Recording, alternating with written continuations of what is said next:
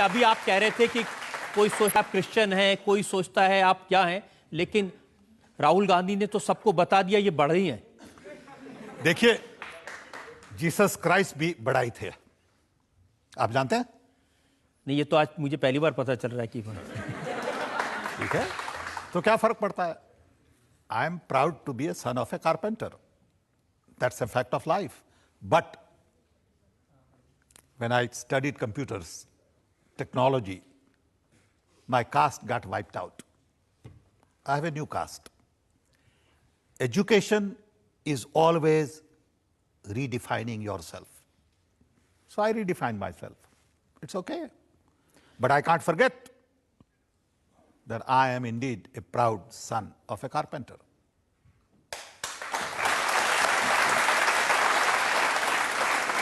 ये 17 दिसंबर 2011, 17 दिसंबर 2011 अकबरपुर में एक पब्लिक मीटिंग में राहुल गांधी भाषण दे रहे थे।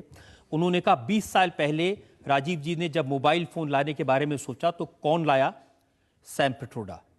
उन्होंने कहा आप जानते हैं ये कौन है? ये कारपेंटर है, ये बढ़ई हैं, ये ओबीसी हैं। Very good.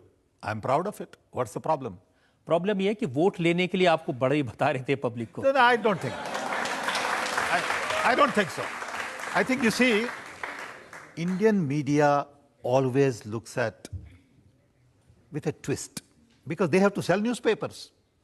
The message, according to me, was if Sam, as son of a carpenter, can do it, you can also do it. That was the message. उसके थोड़े But दिन if बाद you want to twist it, you can twist anything. 31 जनवरी 2012 आप Congress party का जो vision document deliver किया जा रहा था कानपुर में, उसमें मौजूद थे उस स्टेज पे। आपने अपने आप एक बार नहीं, दो बार नहीं, 3 बार कहा कि भाई मैं बड़े का बेटा हूं, जैसे आज आप कह रहे हैं आई am proud. Of course I am proud. और फिर बीबीसी ने कहा ये है ओबीसी का poster boy. Not true. Not true. Do I look like a poster boy?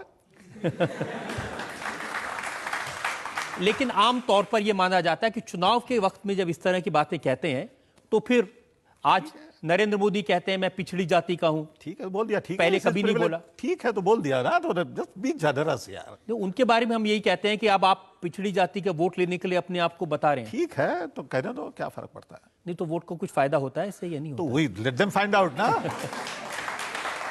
Let them find out, they will learn.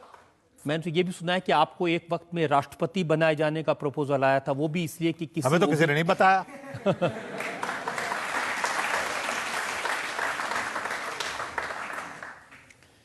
लेकिन मुझे खुशी इस बात की है कि आप अपनी रूट्स को नहीं भूले हैं और एक साधारण परिवार से आके आप इस लेवल तक पहुंचे, ये आप इसके लिए जरूर बधाई के पात्र हैं। धन्यवाद। जनता में जो लोग सवाल पूछना चाहते हैं, या आप सेकंड रो में। हाँ। सबसे अच्छी बात ये लगी कि आपने एक्सेप्ट किया बढ़ई के बेटे हैं और इतनी ऊंचाइयों तक आप पहुंचे हैं। तो इसके पीछे ऐसा कौन सा टर्निंग पॉइंट था जो हम सबको भी इंस्पायर कर सके? Hard work, solid work, 16 hours a day, 7 days a week, no substitute.